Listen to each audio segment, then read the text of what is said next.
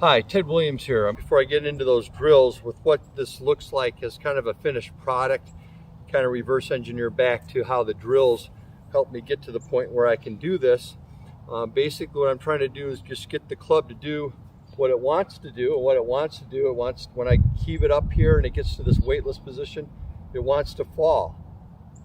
Now obviously that is not going to create a good hit on the golf ball, but when I add in centrifugal force, I'm just holding it lightly here, just by turning my body, you can see how that club shoots up and out away from me just from that simple turning action.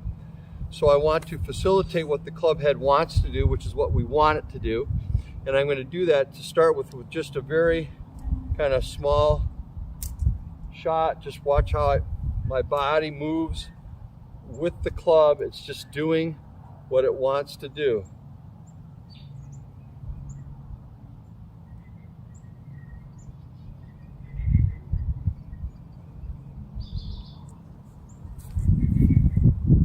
Facilitating what it wants to do, which is what I want it to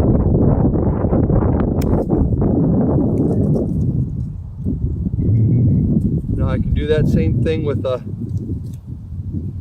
fuller shot. I just heave it back a little further. Heave it back. Same concept. You can see my full body waggle.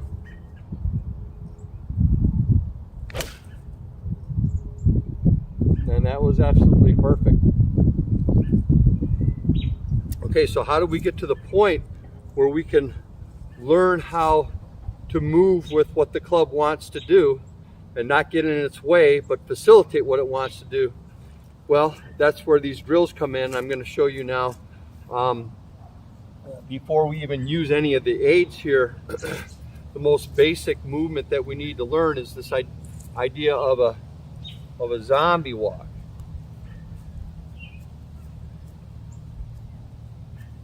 Where I'm getting used to my body being the engine for moving my arms, and then I get to the point where I can heave my arms up and heave my arms up.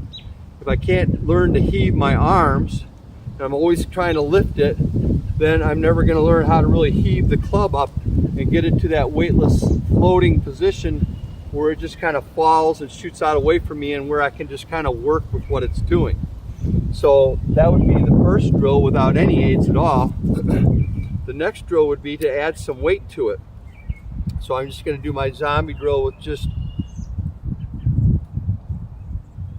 I have to use my body more here because I have more weight to sling around.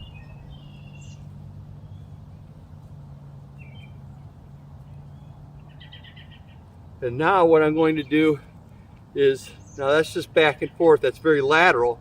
We have to have a little bit of a lateral move, and that's why when we set up, we want to have our feet, I use the same stance for pretty much every shot, unless it's some kind of tricky shot around the green or some specialty shot, where my insteps are a little bit wider than my hips. Okay, I think you can see that well from here. And then my first move will just be to get the hip over the ankle. Okay, so I need to have a little bit of a sway before I go into a rotation. Actually, the rotation is really more of a spiral upward. It's not a rotation just in this direction. It's a spiraling rotation like this. So in order to get that feeling, to go from lateral to that spiraling rotational type of a move, I'm going to twist this barbell after I kind of get the feel again of kind of slinging it. I'm not slinging it super far, okay? And I'm going to turn it so that my right hand is going to be on top, left hand on the bottom, and that will get me feeling that how the slinging of the arms will create that spiraling of the body. I don't have to really think about spiraling the body, because it will automatically spiral by the fact that I'm just using this engine here, my middle section, to heave it. Okay, so I'm not heaving it a big distance, but I am heaving it here. In other words, I'm not going like this with my arms. And now I'm going to add that twist in there like I was saying. And I'm going to heave it up. Just work on that. You can see how that will make you might want to use a 5-pound if you're not used to this. You can see how that creates the side bend and how that moves the weight around from the left to the right to the left back this way so that I can push off with the left. Okay, so we want to get the weight going left, heave to the right foot's here, and then back over to the left so that I can push up and back with the left leg in order to counter and add stability that's necessary to counter the centrifugal force of the club going out this way and the force of the club going forward and actually more around than forward towards the target. We don't want to try to guide the club face towards the target. So let's see how that looks. So here's my little heaving action. Okay, just very simple lateral. We're going to make it a little more complex. And heave and twist. Heave and twist. Left knuckles on, right knuckles on top, left knuckles on the bottom. Okay, now I'm going to let those reverse. Notice I'm not trying to move this down with my arms. I'm just letting gravity do it. And you'll notice that when I get that heaving action, that twisting action here, that when I let the weight fall, I will get an undoing of what I did on the way back. And this hip will actually move back on its own. I'm not sending any message from my brain to my hip to make that early movement there. It just happens because of how this unravels and unspirals. See, I'm creating the spiral here.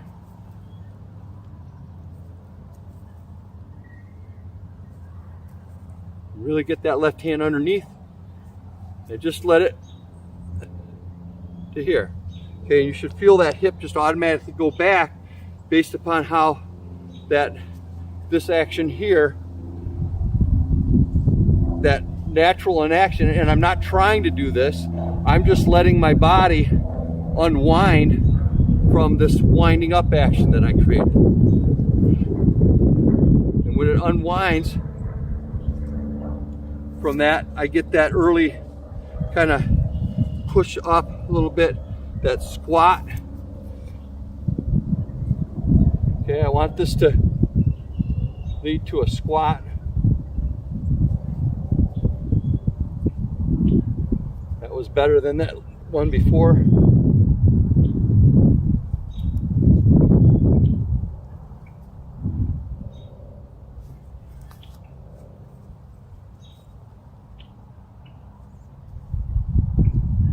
Okay, so I'm really feeling how my hand action kind of is the source of the action for the hip. Most people think that it's the hip action that creates the hand action. It's the other way around. And this is how you can get the physics to work for you so that this is happening automatically for you. So I'm going to incorporate kind of that soft intention of that doorknob turning action, which again leads to this left hip action, and that will keep my arms back so that in order to get to the ball, I've got to pivot in order to get into the ball, not just run my arms across my body.